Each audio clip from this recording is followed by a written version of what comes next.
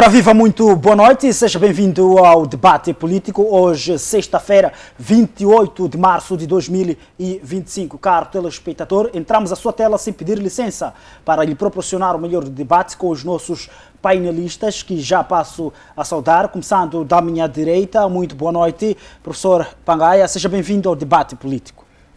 Boa noite, Francisco Supa. Boa noite, colega Camilo. Boa noite, colegas. Boa noite, telespectadores. Vamos, cerca de 1h30, podermos debater aquilo que é a geopolítica nacional.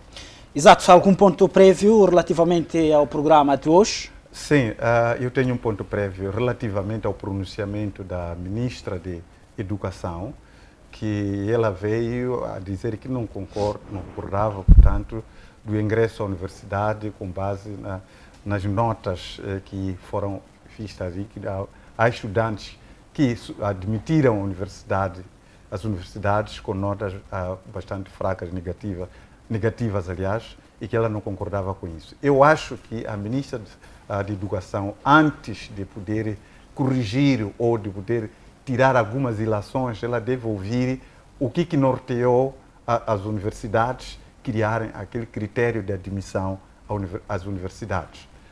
O critério nota não é o único que é utilizado para poder admitir na universidade. Existem vários fatores, muitas outras variáveis que interferem no apuramento dos estudantes nas universidades. Então, quando a ministra da Educação aparece a pronunciar-se daquela maneira, parecendo que as universidades usaram um critério arbitrário e que eles não tiveram uma análise profunda sobre o contexto, e isso cria uma situação de desconforto por parte de alguns estudantes que provavelmente podiam ter sido admitidos, mas não admitiram.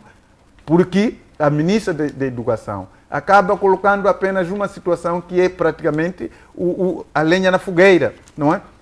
Era preciso chamar aqueles que elaboraram aqueles critérios e explicar melhor sobre o que norteou para que estudante, por exemplo, de uma nota X, ela admitisse em detrimento do outro. Porque há uma justificativa clara que as universidades tiveram para que isso acontecesse. Se há necessidade agora de poder remover aqueles critérios que foram aprovados pelo governo, então que se faça isso antes que venha aqui criar situações de desembaraço por parte dos outros que estão a gerir aquele sistema. Daqui a pouco poderemos ver jovens a se manifestar por esse motivo. Então, ministra da Educação, meça as suas intervenções, não procure encontrar protagonismo onde não há possibilidade para isso acontecer. Tem muitos outros elementos que, como ministra da Educação, pode ter protagonismo se conseguir resolver as situações das crianças que estão sentadas no chão, se conseguir resolver o problema de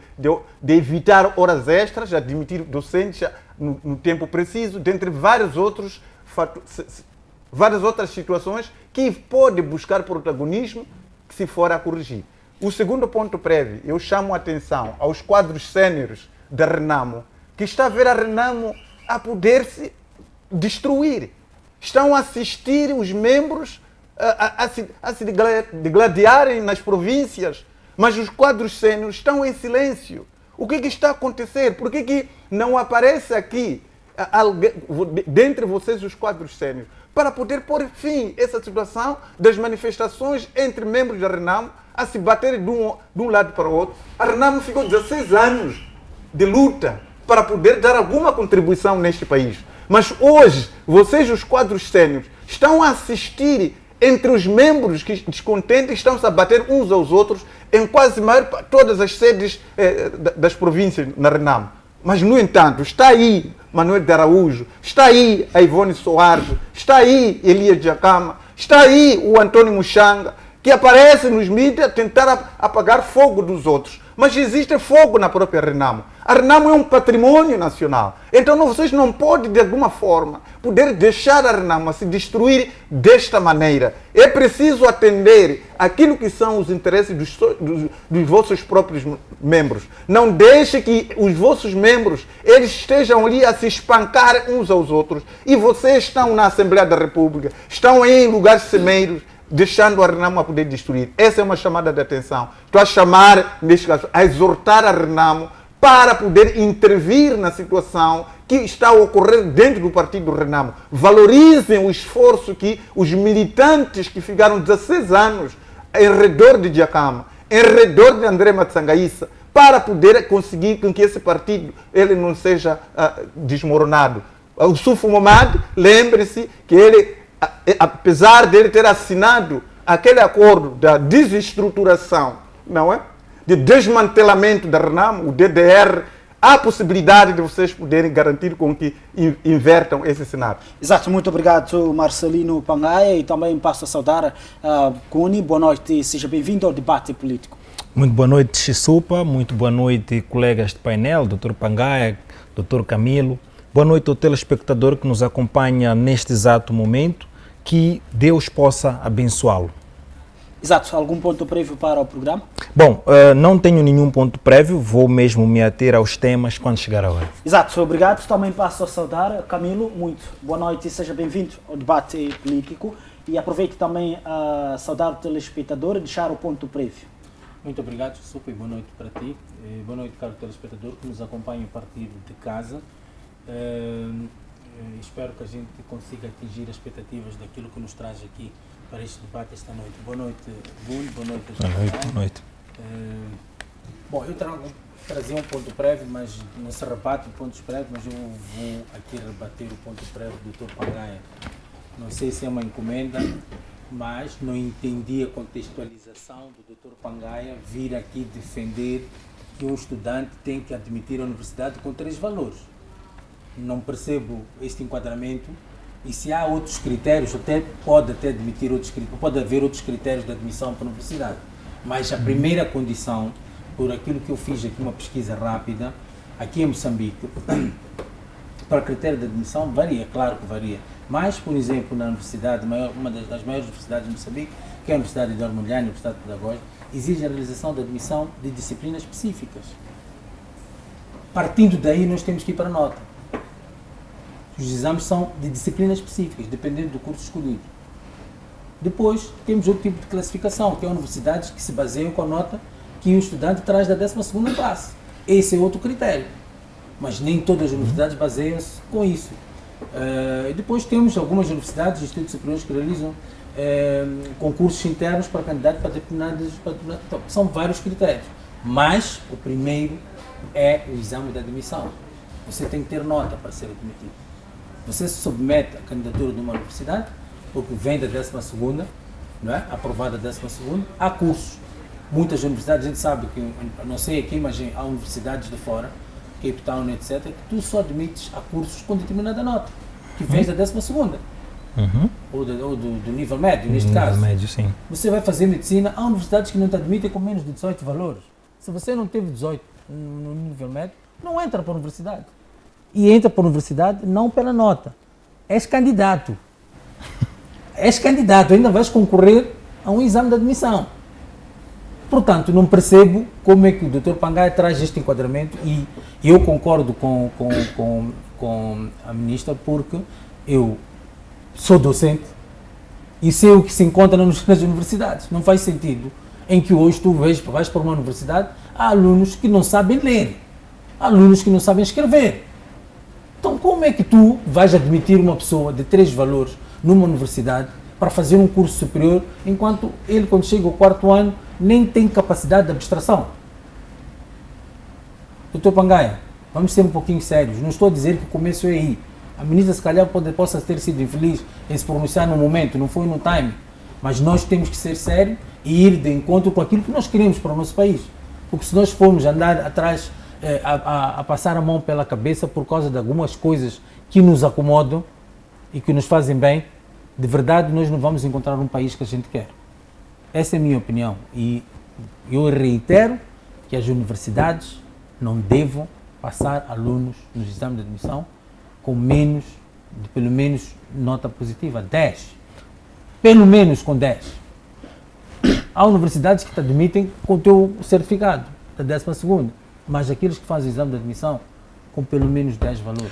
Isso também levanta a questão do nível ou de dificuldade nível de estudantes que tu queres na tua universidade, dos estudantes que tu tens hoje em dia e, consequentemente, também a estrutura organizacional dos processos de admissão, porque acredito que o processo não começa só quando ele tem 3 valores. Há um processo todo que é feito desde a realização, a elaboração do exame, melhor dizendo, até a realização. Então, há que também estudar-se um pouco disto, porque não é possível que estamos num país que, supostamente, aquele que é admitido com 3 é porque foi o melhor numa lista de milhares e milhares. Então, quer dizer que há um problema aqui que precisa ser mesmo revisto quando do processo todo, para depois podermos chegar aqui e falar dos processos e falar da nota, porque não é possível. Nós admitimos na UEM com 3, 4 valores, porque supostamente, num universo de 1 milhão, 2 milhões, 3 milhões, 50 milhões de estudantes, aquele foi o melhor.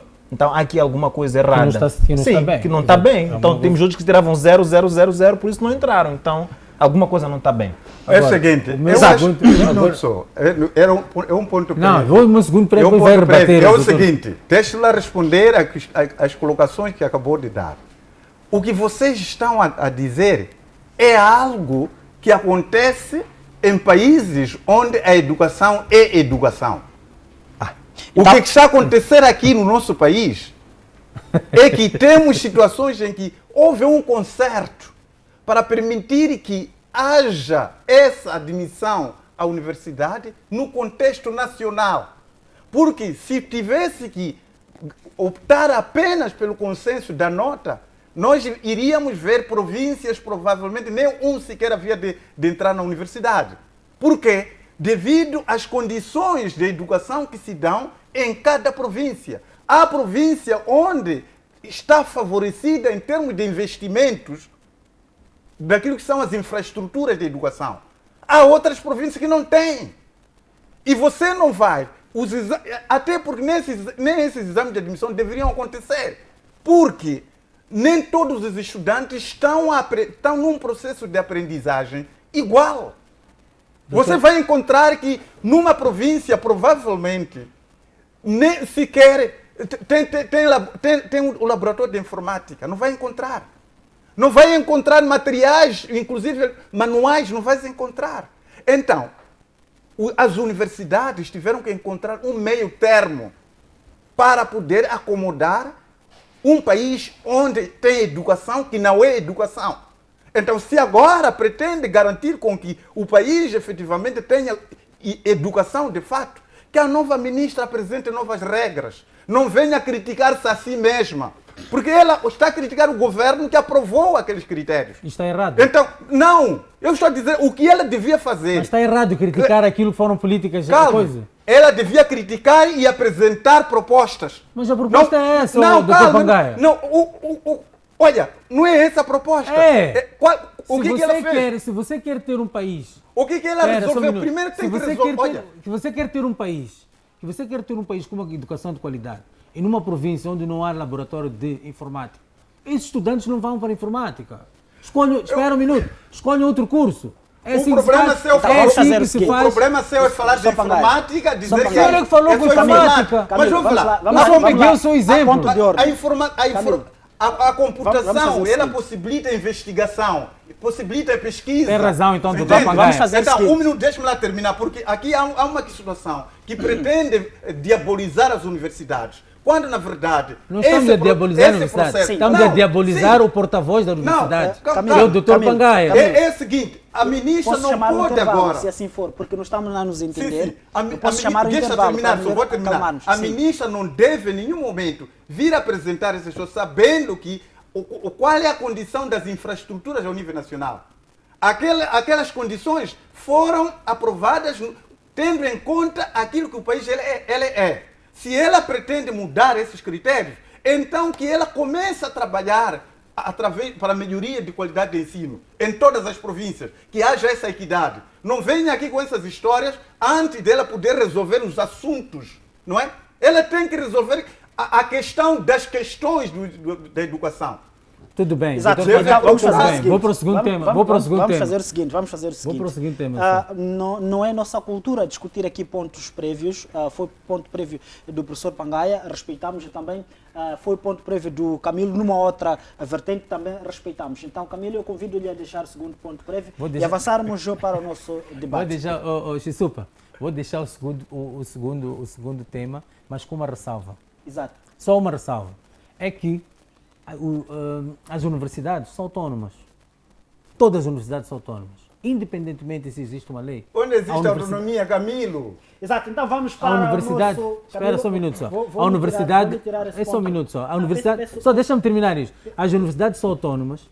O que eu quero dizer com isso é que se uma universidade pretende ter uma qualidade de ensino, a qualidade de ensino que ela pretende, não é? De certeza absoluta que não vai submeter-se a uma mediocridade. Este é que é o ponto. O Conselho Consultivo, não sei se chama isso, da universidade, não permite uma mediocridade nessa universidade. Então, a mudança de paradigma, que no meu entendimento, se calhar tenha sido isso, em que a ministra está a dar um pontapé de saída para uma mudança de paradigma, para aquilo que é o Sistema Nacional de Ensino, não deve ser ignorado ou criticado. Nós devemos pegar naquilo que é o positivismo desta abordagem da ministra, para poder perceber em que contexto nós estamos no nosso sistema de ensino, principalmente no ensino superior.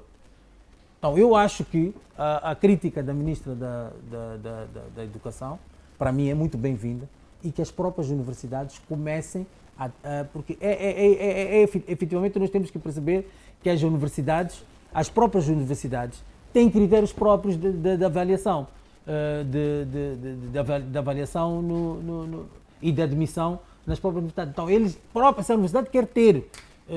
Eu vou dar só um exemplo, só para nós terminarmos aqui. Eu, agora que me submeti a querer fazer a segunda licenciatura, eu procurei saber das diversas universidades que andam aqui, a que tem, digamos, para a área que eu queria fazer, queria aprender para fazer direito, e procurei saber qual é a universidade que neste momento está na moda de cima em direito.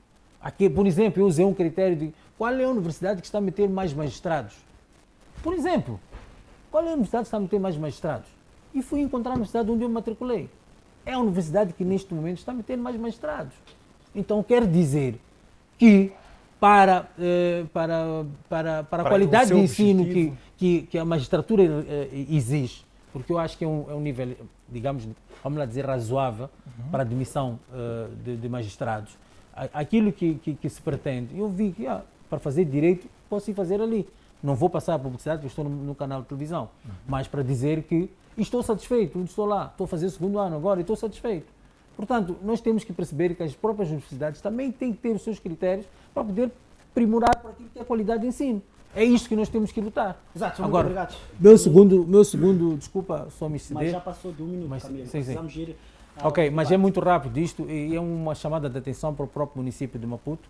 Não sei se acontece nos outros municípios, mas o município de Maputo, neste momento, está a pecar por um aspecto.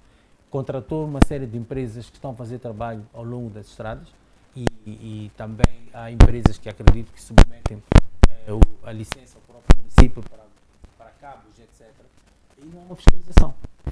Noto que, por exemplo, há trabalhadores que não obedecem aquilo que é segurança no trabalho, que é uma das coisas que se exige para. E depois tem a questão dos buracos que são abertos de qualquer maneira, sem nenhuma sinalização, para aqueles que se fazem nas artérias da cidade de Maputo, e acabam, eu vejo muitos carros que ficaram, ao longo deste processo, estão na estrada, partiu a rótula, ou sei lá, aquele mecanismo que a roda sai, etc. E não tem que responsabilizar. Essas empresas que abrem os buracos têm que encontrar uma alternativa para que isso aconteça. E outra coisa, não tem uma hora de fazer trabalho. Estavam a fazer tapar os buracos agora, esta semana, meio-dia, 1 hora, tráfego intenso. Tu estás a tapar buracos. 17 horas, tráfego intenso na cidade de Maputo, tu estás a tapar buracos. Quer dizer, eu acho que tem que haver um critério e respeito àqueles que são os munícipes, àqueles que pagam as taxas, não é? Todo tipo de taxas, para que o município desenvolva as suas atividades. Então o município também tem que exercer o seu papel de monitoria. desses aspectos. Se contrata as empresas, tem que fazer uma monitoria. O mesmo acontece para aquela empresa que, não sei como é que chamam as empresas que andam a passar cabos de internet, ou fibra ótica, ou sei lá se é fibra ótica, okay? Nos postos, atravessam a estrada, etc, etc, sem obedecerem segurança nenhuma. Onde é que anda o município neste quesito? Então, chamo o município a começar a penalizar essas empresas que não obedecem àquilo que são os critérios básicos, pelo menos critérios básicos, para desenvolver as suas atividades a quando dos concursos públicos que o próprio município submete a essas empresas. Exato, muito obrigado, Camilo. Finalmente conseguimos ultrapassar os pontos prévios e assim, caro telespectador que nos acompanha, que sintonizou o nosso canal através das plataformas digitais, YouTube e Facebook, FTV Live e também através do TNT Posição 17. Hoje vamos discutir dois pontos principais, a questão da perspectiva da governação dos 100 dias do presente executivo e também a questão do Podemos, que acusa Venâncio Mondlane de traição. Vamos falar com os nossos painelistas aqui e pedimos também que cada telespectador possa deixar os seus comentários ali nas nossas páginas, sobretudo no YouTube. Para começar mesmo, eu queria fazer menção de um outro ponto prévio que eu queria trazer aqui relativamente ao primeiro ponto, que faz a menção à perspectiva do Executivo na governação dos 100 dias, já está a caminho dos 100 dias desde a tomada de posse do dia 15 de fevereiro. Acredita-se que o Executivo herdou algumas contas que vieram do governo anterior e relativamente a isto está em causa uma dívida de cerca de 3 trilhões, penso que sim, de meticais, que está em dívida nessas contas. Queria que o Camilo falasse um pouco sobre como que um breve olhar sobre esta herança deste executivo, numa vez que já estamos a caminho dos 100 dias de governação e, sobretudo, também aquilo que o Presidente da República, Daniel Francisco Chapo, fez menção quando da leitura do discurso da tomada de posse sobre aquilo que eram os planos a levar a cabo neste período, sobre um pequeno balanço sobre o grau de cumprimento destas promessas feitas na tomada de posse. Camilo, peço a sua intervenção. Bom, nós temos que perceber que esta questão dos primeiros 100 dias normalmente costuma ser um período simbólico para que o governo que assumiu, né, a liderança faça uma avaliação do rumo de governação. E quando o Chisupa traz-me aqui, por exemplo, números negativos que o próprio governo acabou por herdar, acaba de alguma forma por comprometer aquilo que se calhar se desvia um pouco naquilo que seja o foco daquilo que é a governação do próprio governo que assumiu, não é? Então nós temos que ver que existe uma questão, nós podemos pôr em confrontação aquilo que é uma expectativa e aquilo que é a realidade. No que o Chisupa está-me a trazer aqui, é a expectativa que aquilo que o governo trazia e a realidade é aquilo que encontra. Então nós, quando fazemos esta confrontação, não é, vamos perceber aquilo que o governo e na cabeça estou a falar de cabeça de lista do presidente Daniel Chapo, fez em termos de promessas na campanha, não é? Se de alguma forma foi iniciado ao longo dos 100 dias. Não é? Mas quando encontramos este tipo de problemas, acabamos por perceber que a própria governação acaba-se por desviar. Nós até podemos nos perguntar, será que há, nesses primeiros dias, há sinais de nova governação? Se nós perguntarmos e formos fazer uma sondagem, de certeza absoluta que muita gente vai dizer que não sente o impacto de medidas estruturantes que o próprio governo, na altura, depois veio de trazer aquilo que são as promessas. Agora, nós também temos que perceber que como é que este governo, de alguma forma, nesses 100 dias, traçou um projeto para a resolução dos desafios, por exemplo, urgentes, não é? Como que o que está traçado, em tanto como nós temos, por exemplo, o terrorismo em Cabo Delgado, que para mim é um impedimento sério para aquilo que de alguma forma pudesse tirar o nosso país, digamos, de onde está.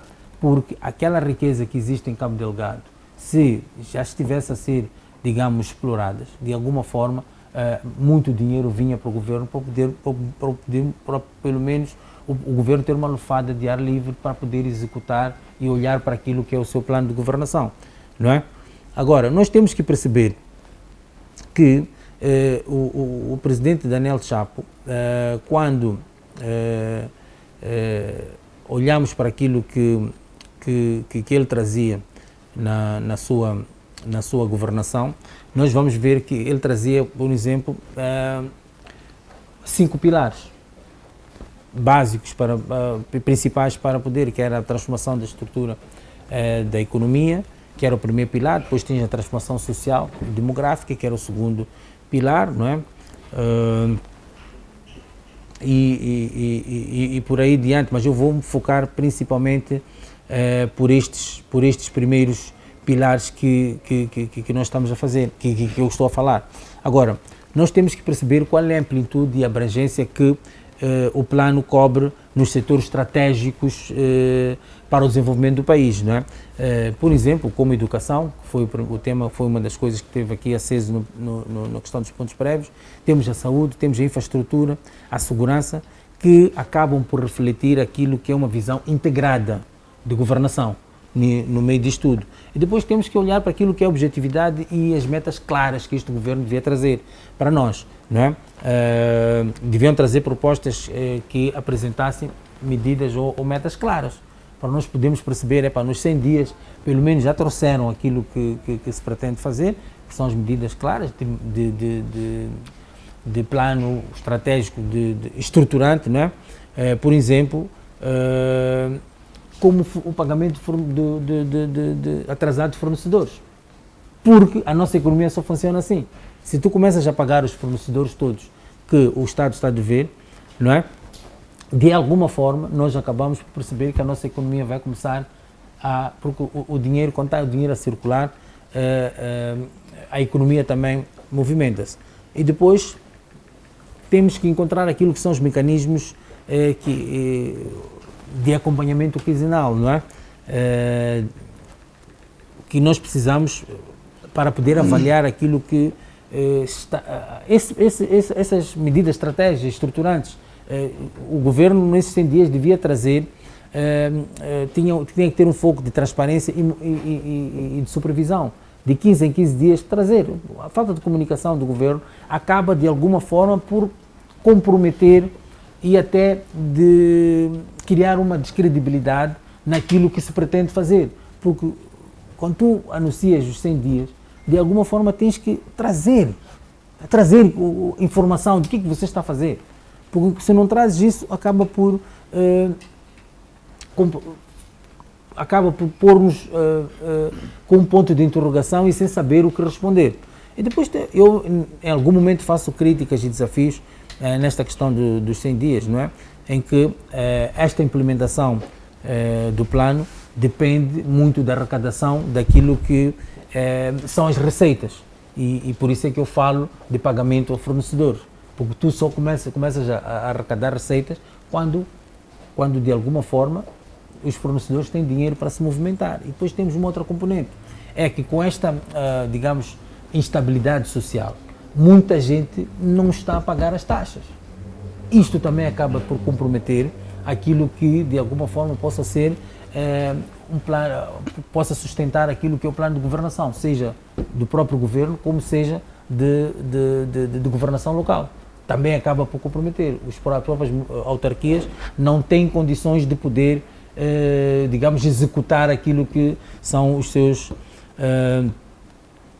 coisas. Então, não temos informação detalhada sobre as fontes de financiamento para a viabilidade, não é?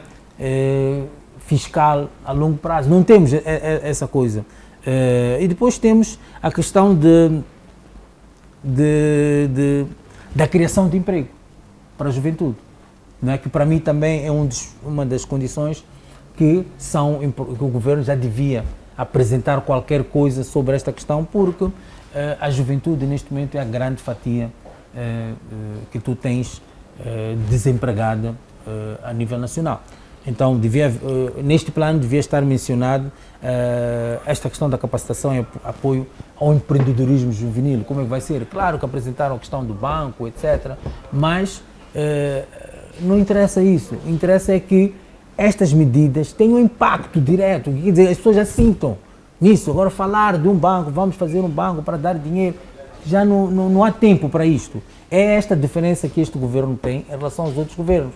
É porque este governo já encontrou situações de saturação muito elevadas e que não tem espaço de manobra para fazer ensaios de governação ou até negociar.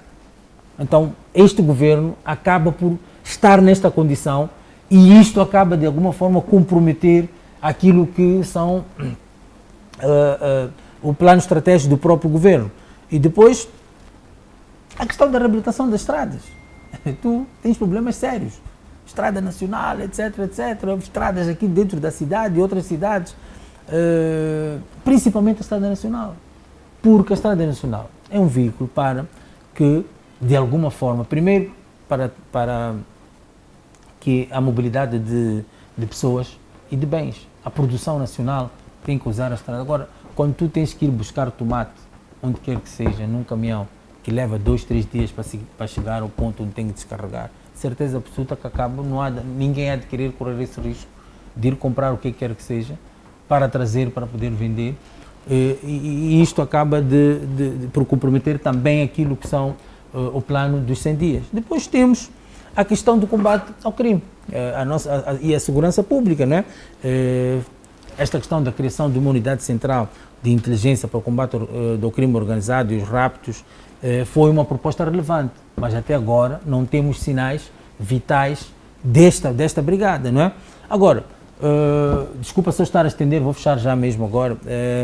Podemos, de alguma forma, aqui neste programa encontrar sugestões para melhorar a implementação do plano de governação. Podemos discutir aqui, e no meu plano, eu acho que o governo peca porque não apresenta um plano detalhado de financiamento, né?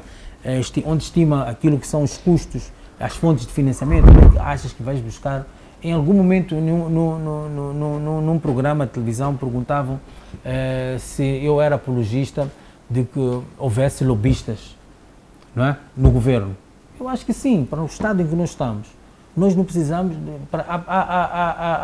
há ministérios que nós temos que ter lobistas, aqueles que, de alguma forma, têm mecanismos para ir buscar dinheiro fora. Conseguem se desdobrar, porque políticos não têm esta capacidade. Se nós temos alguém que é lobista, que já está no mercado, já tem contactos internacionais e até nacionais, para tu poderes te desdobrar e ir buscar dinheiro, por que não?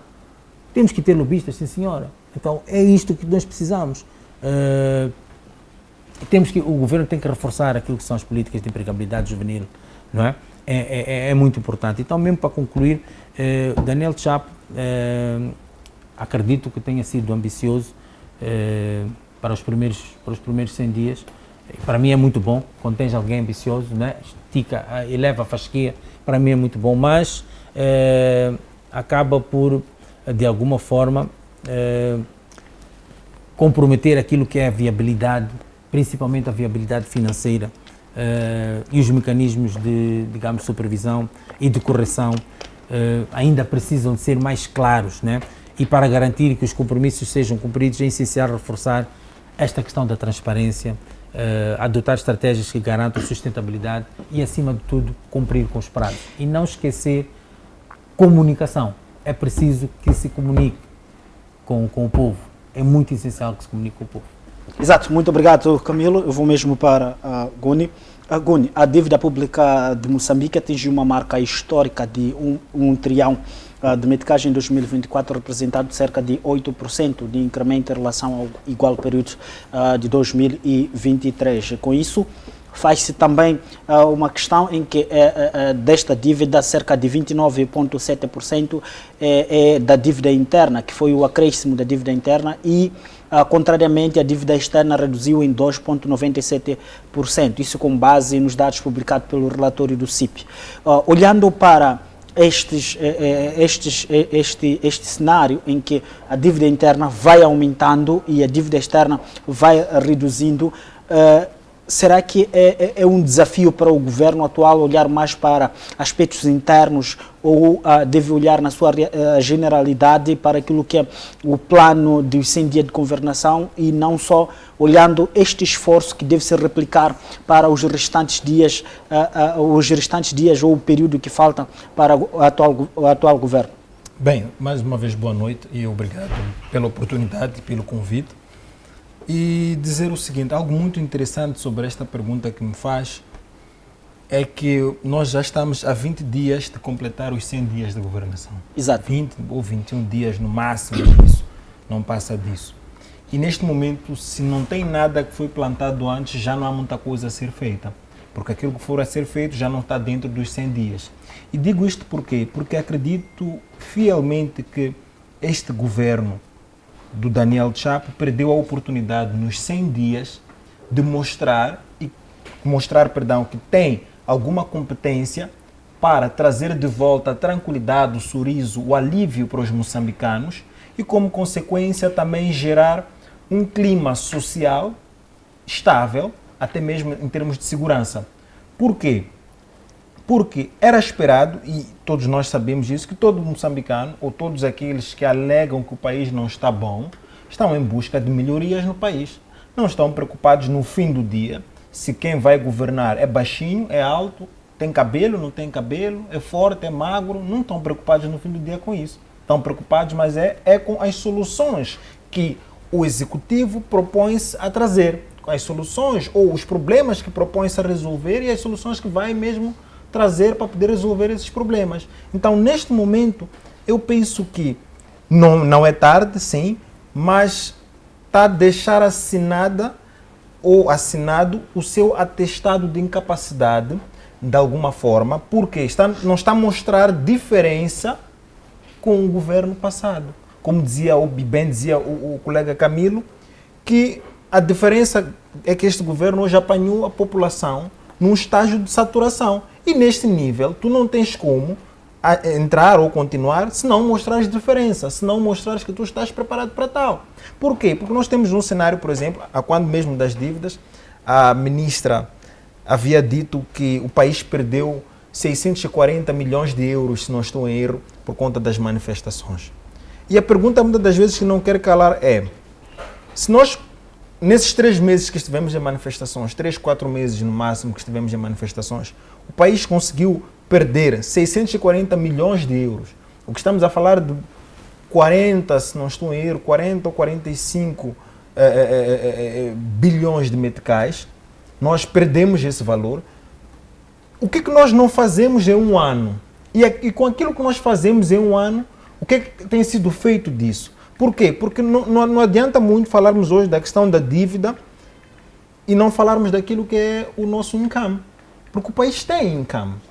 Direto ou indiretamente, conhecido ou desconhecido, o país tem um income. E este income que entra, vamos assim dizer, desculpa a redundância, no país, o que é feito dele? O que é feito dele? E agora só disse que estão a se envidar esforços para poder negociar a dívida, para poder ver se negociam a dívida a médio prazo e tudo mais. E aqui também tem um outro pecado. O outro pecado também é essa questão mesmo, como dizia também o Camilo, desculpa, vou aproveitar mais uma vez aquilo que dizia, que é a questão da comunicação. Sempre se diz que está-se a trabalhar, sempre se diz que está-se a envidar esforços, mas o que está-se a fazer no momento? As tais negociações para poder acertar a dívida, quando é que ocorreram? Quando é que vão ocorrer?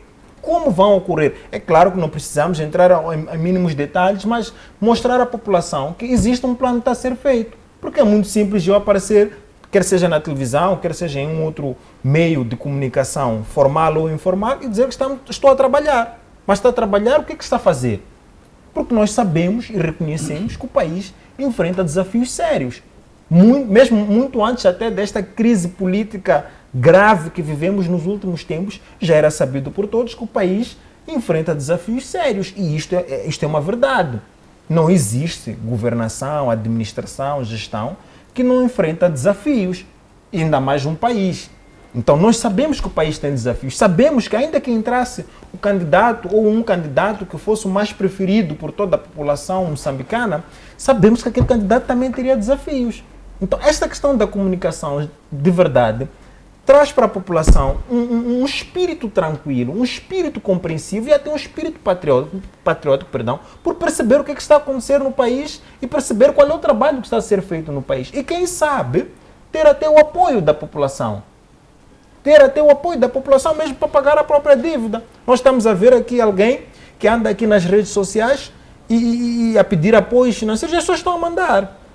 As pessoas estão a mandar, mas é a questão. Por que as pessoas estão a mandar para um indivíduo que não está como responsável, vamos assim dizer, do governo, não é o presidente oficial da República, mas não mandam ou não mandariam, ou talvez nem teriam estímulo para apoiar o atual governo que supostamente está preocupado com o desenvolvimento, que supostamente dá a cara para o desenvolvimento, que supostamente dá a cara para os problemas que o país tem.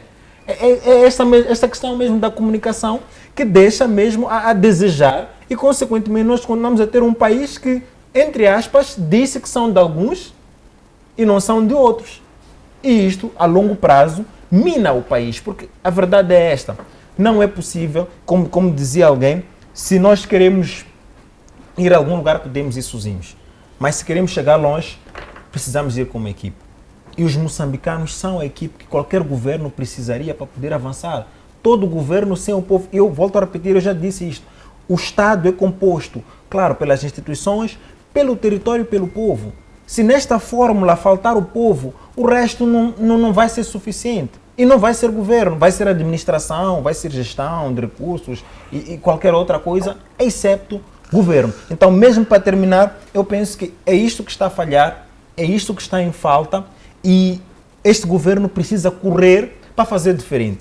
É extremamente importante que este governo faça diferente ou mostre sinais de diferença, porque promessas nós vimos na campanha eleitoral, sempre vimos nas campanhas eleitorais, e é comum vermos promessas em todo canto. Não precisa ser política, não precisa ser de negócio. Às vezes até em amizades temos promessas que não são cumpridas. Então, nós já estamos calejados. Quando digo nós, falo do povo moçambicano, eu identifico-me como moçambicano.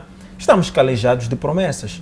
É necessário que haja alguma ação, alguma luz, como se diz, no fim do túnel, que vai nos reacender esta esperança. Olha, é possível, ainda que não simpatizemos com o partido, não simpatizemos com a figura que lá está, mas o que queremos é estar bem, como eu dizia em outro programa. Nós queremos estar bem, nós queremos continuar a investir, nós queremos estar a puxar para frente, desculpa a expressão, queremos continuar a ir para frente. Então, é isto que nós temos que começar a olhar se queremos um país melhor. Não é sentar com Venâncio Mondlane, não é sentar só com fulano assado, cozido e grelhado, é mesmo mostrar trabalho. Que o vamos trabalhar não seja um slogan, mas que se perceba na vida dos moçambicanos, que haja este impacto, como dizia o Camilo. Exato, muito obrigado, Guni. Eu, neste momento, vou convidar o Marcelino Pangaia. Professor Pangaia, acontece que verificou-se aqui vários pontos que estão a ser levantados num questionamento desses 100 dias de governação. Na sua opinião, o que pode ter contribuído para estes pontos negativos que foram cá levantados e o que o Executivo deve fazer de hoje em diante para prosperar o país? É o seguinte, isso mostra novamente que estamos com um Conselho de Ministros que provavelmente vai nos trazer o mesmo cenário anterior vivido, não é?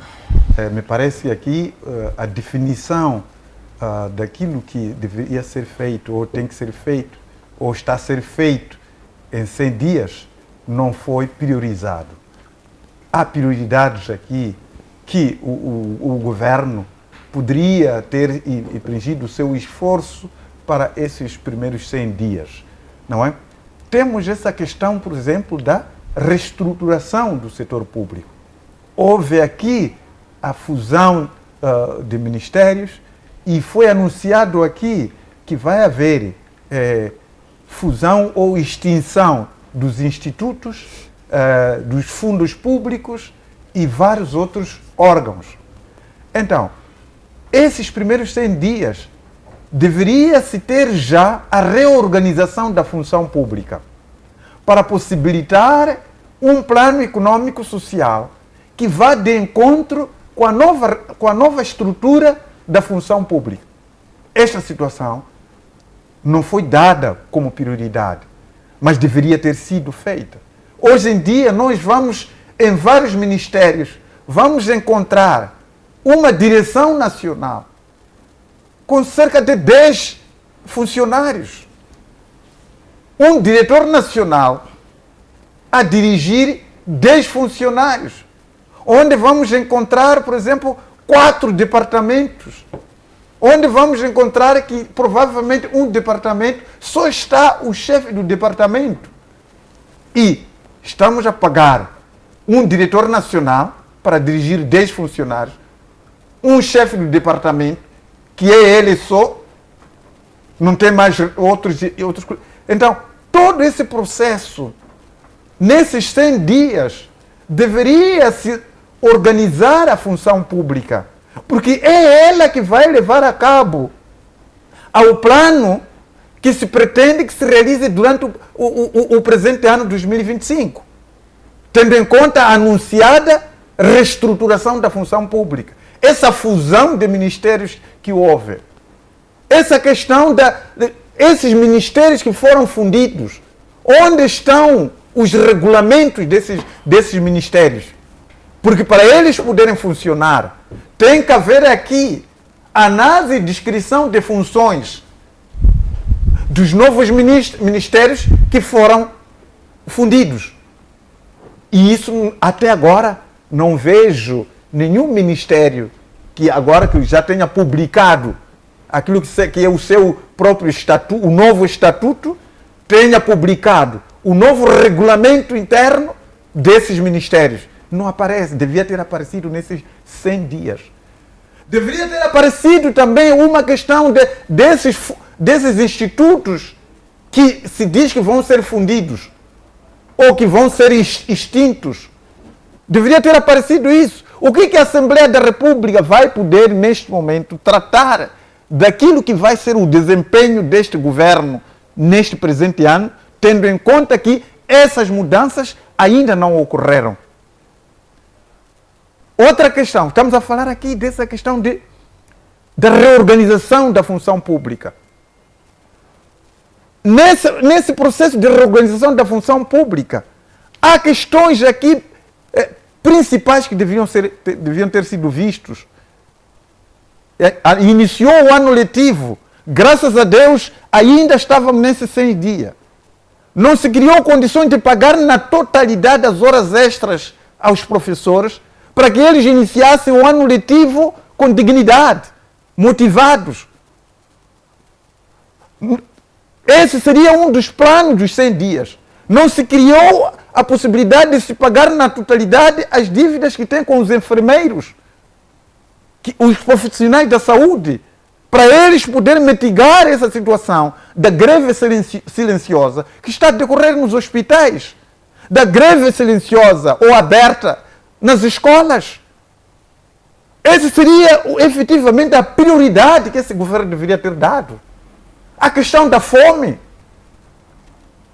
Porque que medidas foram traçadas, podiam ser cumpridas durante os 100 dias para mitigar as mortes por causa da fome que está a ocorrer? Nós há dias dizíamos que temos terras à beira das barragens de Curumana, Pequeno Libombo, subaproveitadas porque os magnatas obtiveram licenças e não tem investimento para poder conseguir fazer o uso e aproveitamento daquelas terras para a agricultura de irrigação.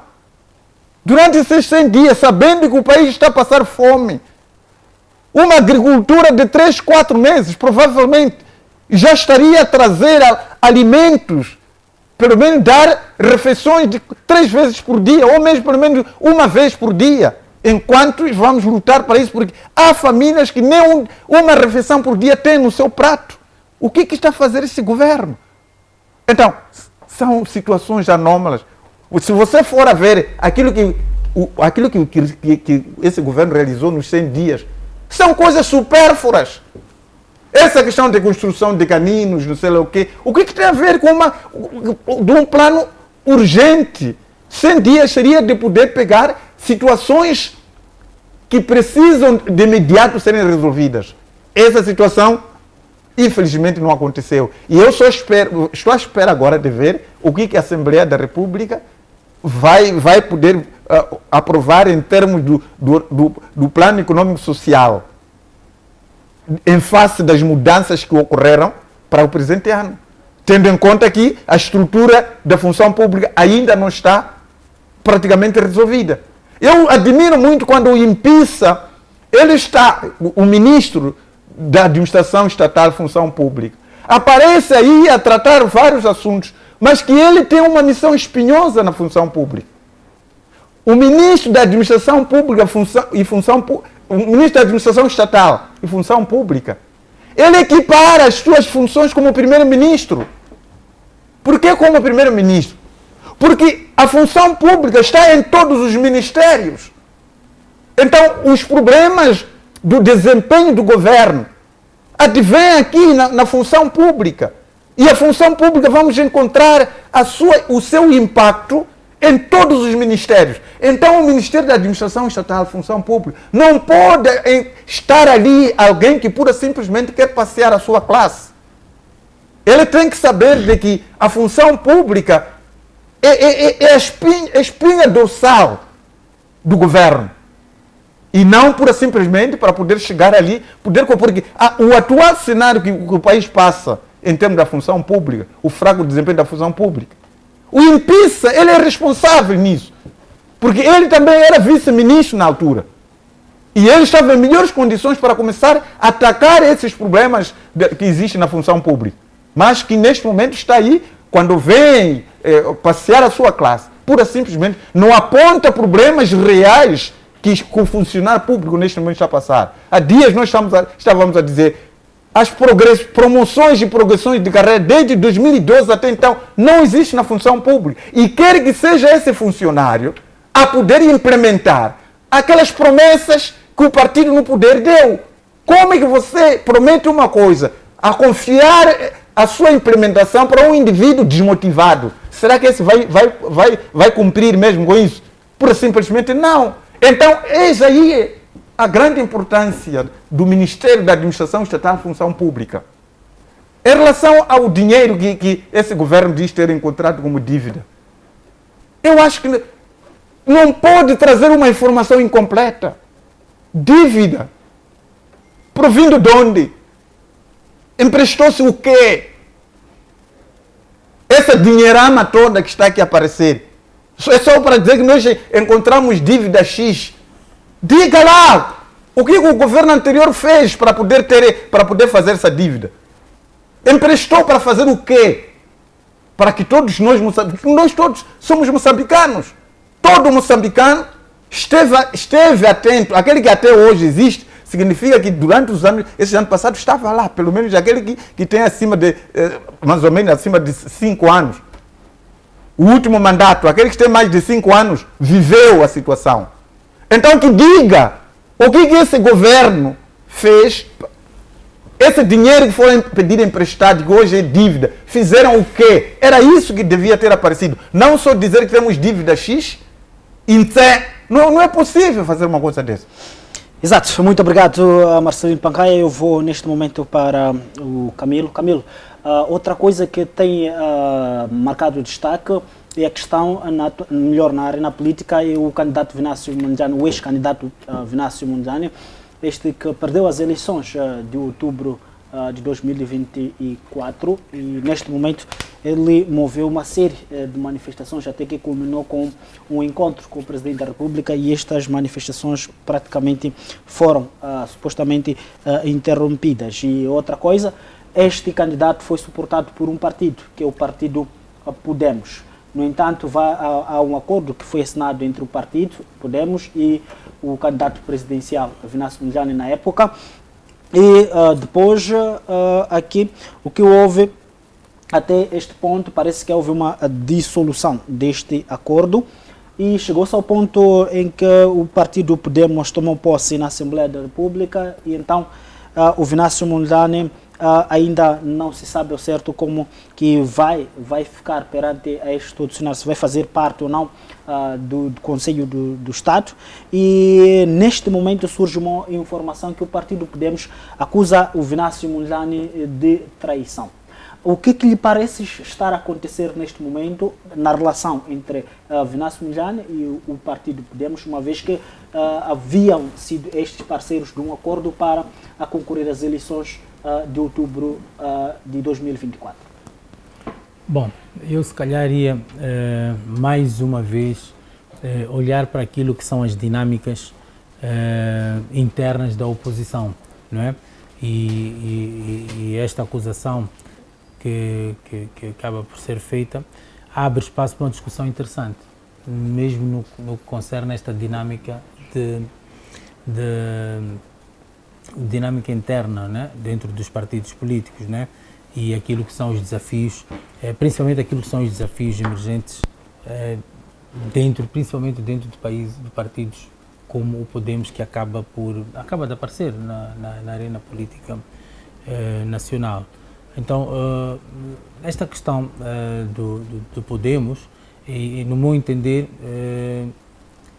parte do princípio de que o próprio Podemos tem dificuldades de poder consolidar, né, este ganho que teve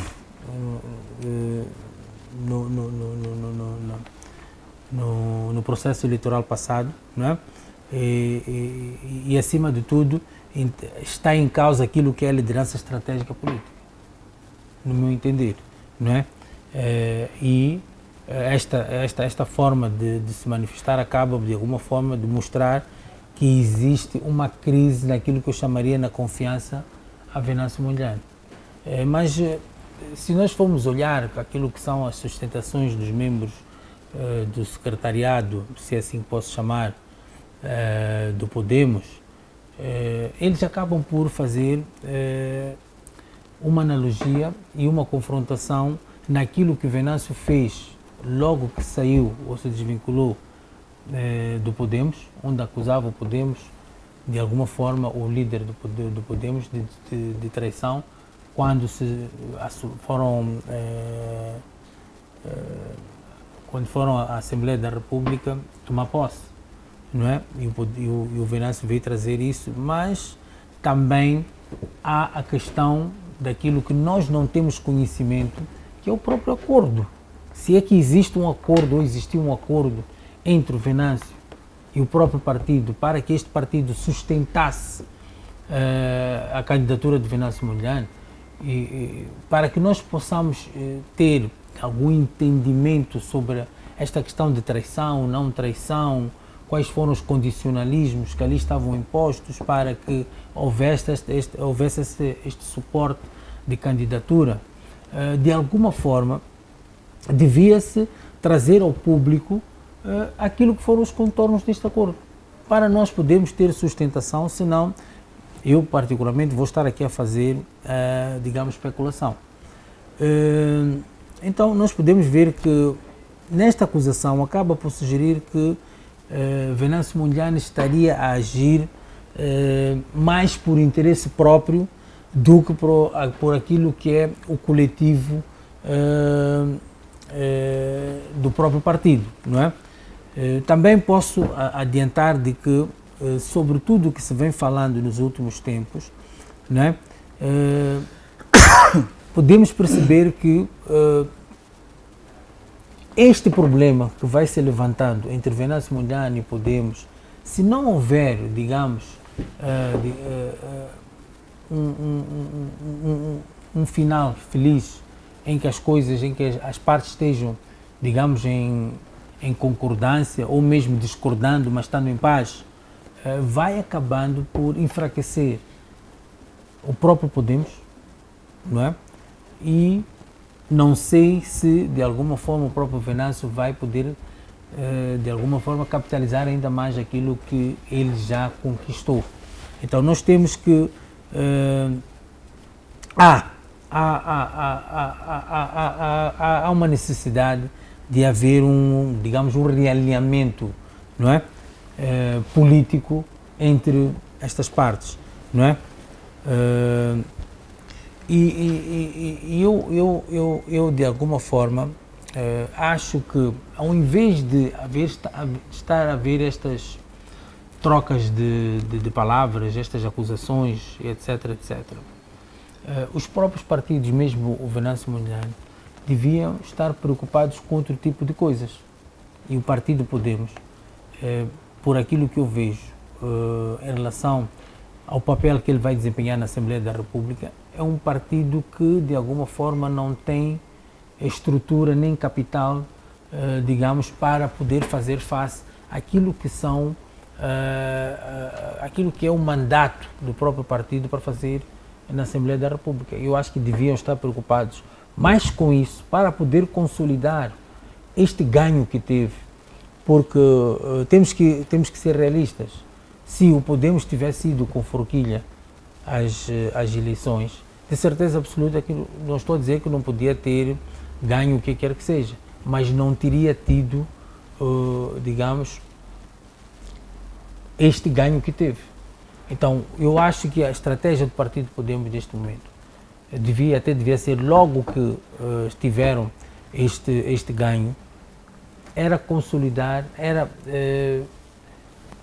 instruir aqueles que se fazem a Assembleia da República para aquilo que é o seu verdadeiro papel, que é ter a voz do povo dentro da Assembleia da República. Eu não vejo isso em 90% dos membros do Podemos a irem levar a voz do povo dentro da Assembleia da República. É isto que este partido devia estar preocupado, no meu entender. Exato. Agora, Venâncio Mondlane, mais uma vez,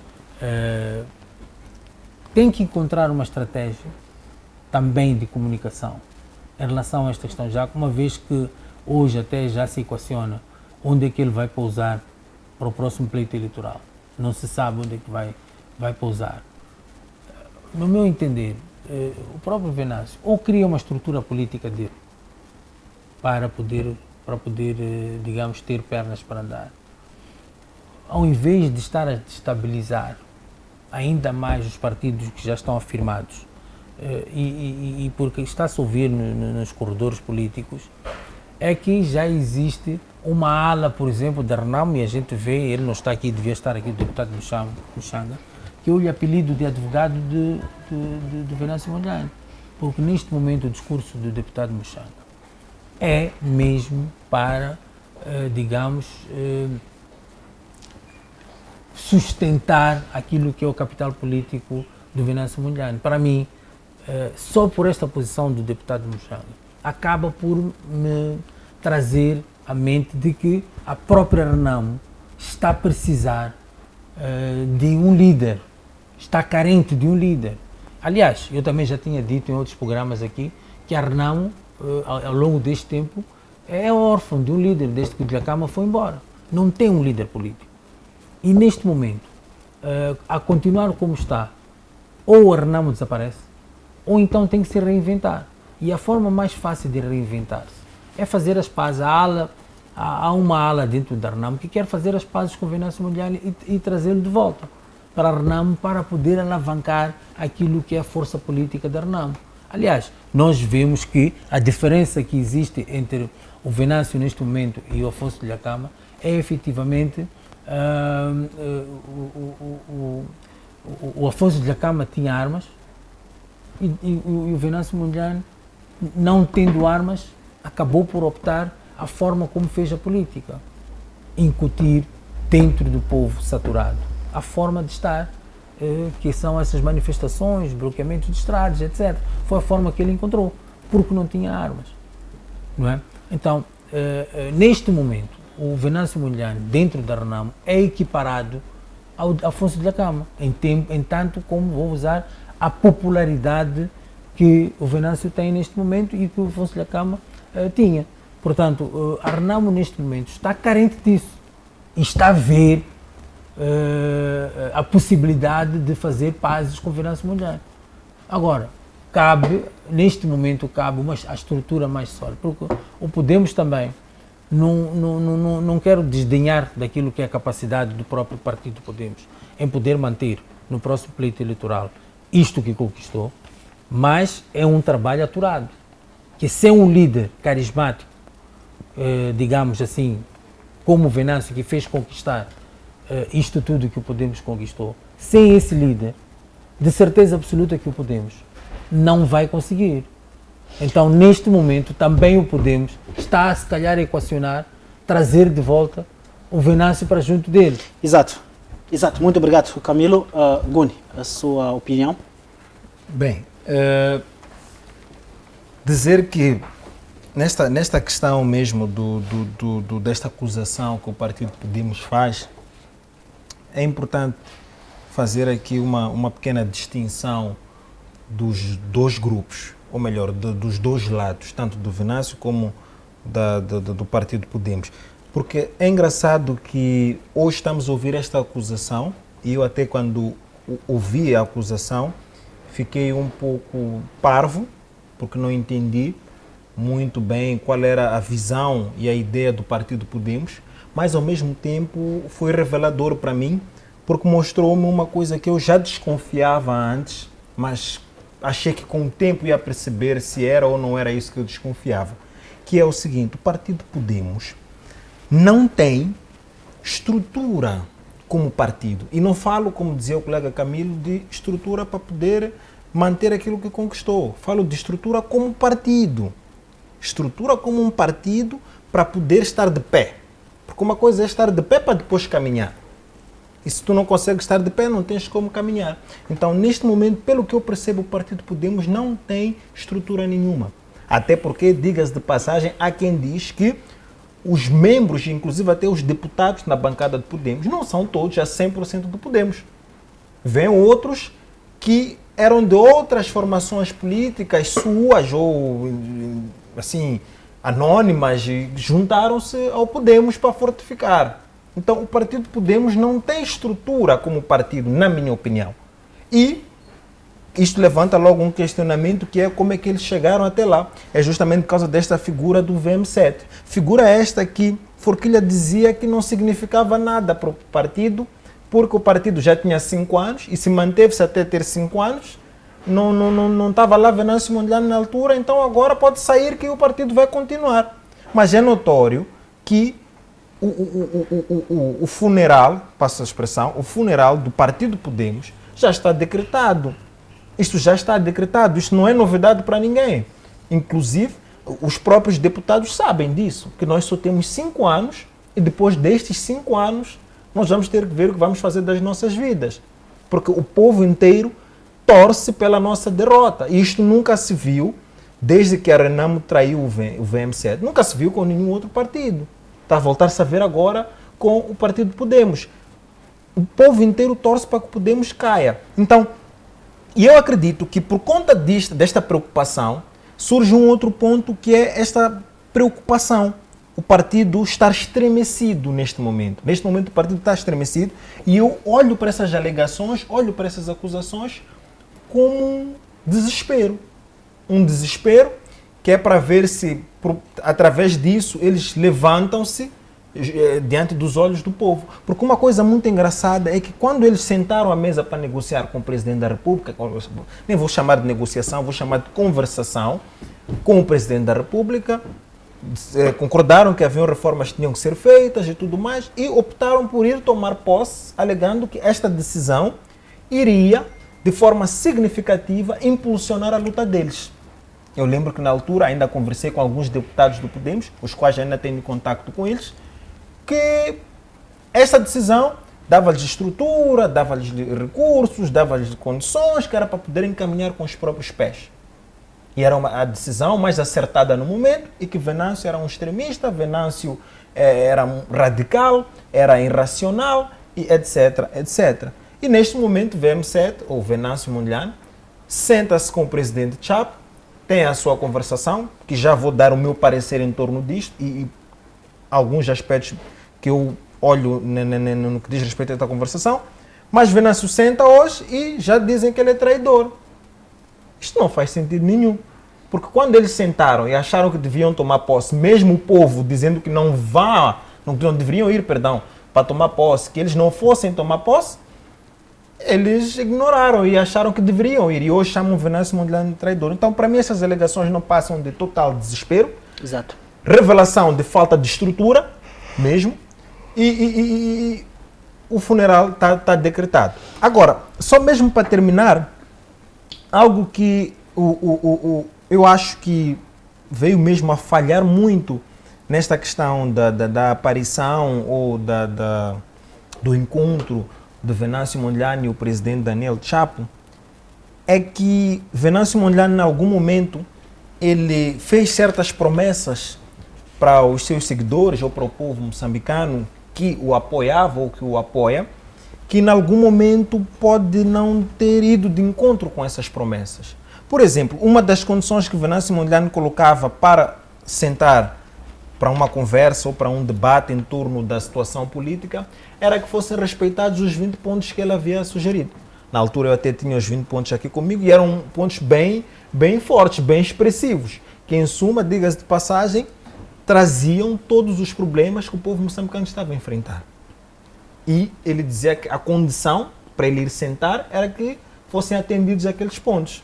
Por isso negou de sentar com o presidente, ou o ex-presidente, perdão, Filipe Jacinto Nunes. Mas hoje viu-se Venâncio Mondlane sentado com o presidente Daniel Chapo, o que é positivo, de certa forma, não deixa-se de dizer, mas parece ser um outro Venâncio. Parece ser um outro Venâncio. E depois, o Venâncio fala com um certo entusiasmo sobre aquilo que ele conversou, mas nada do que ele veio nos dizer que conversou é diferente. Porque tudo aquilo que ele disse que conversou é fruto exclusivamente das iniciativas dele em manifestações. As mortes é fruto disso, os ferimentos é fruto disso, as prisões também ilegais também são fruto disso, até alguns desaparecimentos também são fruto disso, porque começamos a ver isso nas manifestações, no período de manifestações e depois. Então, estas mortes assim, ametralhadas, é fruto disso tudo. Então, eu penso que o Venâncio Mondlane, de alguma forma, não pode aparecer a ser vamos lá dizer assim, nem vou dizer entusiasmado, mas, de certa forma, muito esperançoso com resultados que são frutos das manifestações. Não tem nada que ele trouxe neste primeiro diálogo que antes já vivíamos e ele agora trouxe como mudança. E eu sei que haverão outros encontros, mas entenda, a minha crítica é no tocante à forma de expressão do Venâncio Mondlane, muito positivista, muito entusiasmado com o diálogo, por pura e simplesmente haver concordância com o presidente. Mas isto não significa nada, porque ainda antes de ontem morreu alguém em Xai-Xai, fruto em manifestações. Mas o Venâncio Mondlane sentou e conversou com o presidente. Então isto não significa nada. Então quando o Venâncio Mondlane aparece a fazer isto, na minha opinião, corre risco também de desestabilizar-se, como dizia o colega Camilo, desestabilizar-se no que diz respeito aos seus apoiantes e, consequentemente, também acabar caindo. Porque uma vez aconteceu com o Podemos, quando o Podemos foi tomar posse, aparece que a luta do Venâncio Mondlane ficou meio fraca, e agora o Venâncio Mondlane aparece com isto, vai ficando mais fraca, e cada vez que passa, vai ficando mais fraco. Então, penso que no tocante ao que o Venâncio fez, que levou o Podemos a acusá-lo de traição, tenho estes pontos que eu acho que ele deveria ver para as próximas vezes. Exato, muito obrigado, Gune. E vou para Marcelino Pagaia.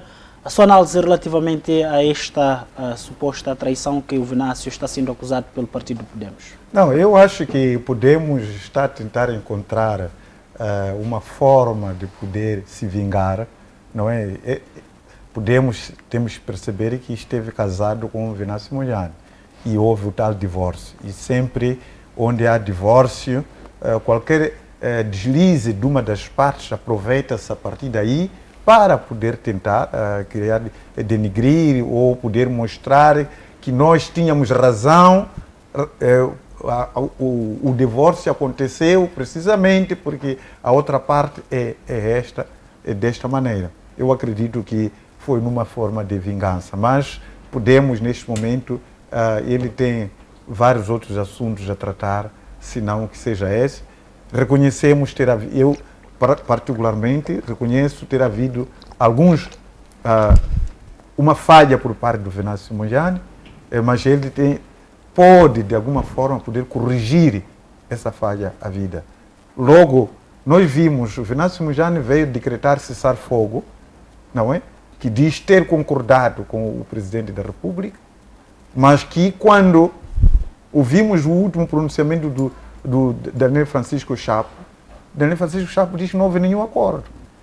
Houve conversa sim, e daquilo que se conversou, vai se remeter a uma comissão, a tal comissão vai fazer um estudo sobre isso e ver como ultrapassar essa questão.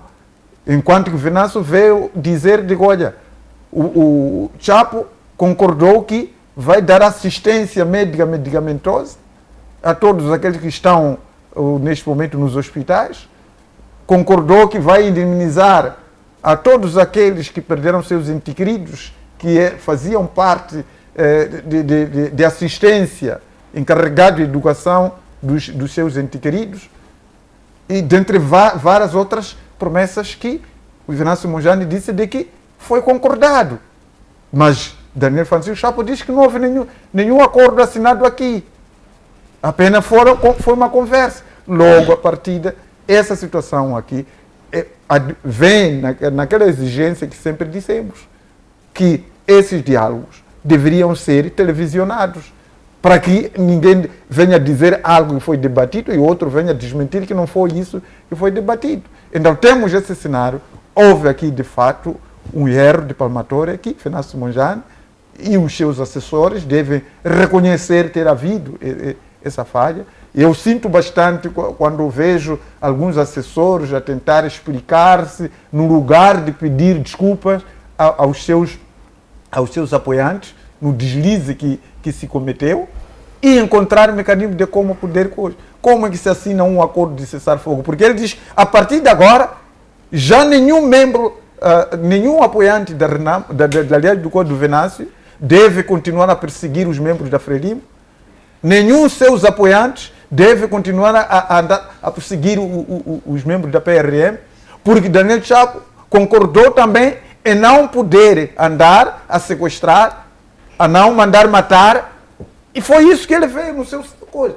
Mas logo a seguir, vieram esses para poder, alguns jornalistas foram ao Chapo para procurar saber qual foi efetivamente a coisa. Diz que não houve nenhum acordo assinado. Então, essas situações não podem acontecer. E é por isso mesmo recomenda-se que, se Venâncio Mondlane quer ainda continuar com a sua popularidade, continue com os seus pressupostos anteriores de poder garantir com que esses encontros sejam televisionados, para que não possamos efetivamente vir numa situação dessa e depois a outra, não é? Então, só para finalizar, podemos... Muita pena o que ela está a fazer. Por isso mesmo eu tenho receios do que vai acontecer na Assembleia da República. A Assembleia da República, efetivamente, qual vai ser o papel dele nessa legislatura? Tendo em conta uma bancada que praticamente está desligado da população. A população, dia após dia, não está a poder dar valor ao Podemos. Como que os deputados de Podemos vão poder colher aquilo que são as inquietações dessa população que está de costas viradas com Podemos? Muito obrigado. Exato, muito obrigado Marcelino Pangaia, obrigado Camilo, obrigado Guni. De igual forma agradecemos a caro telespectador que nos acompanhou neste debate político de hoje e com promessas de voltar na próxima semana à mesma hora. Aquilo que sempre temos dito, o que nós discutimos neste espaço é nossa responsabilidade, mas o que você entende é problema seu. Boa noite, caro telespectador, até a próxima.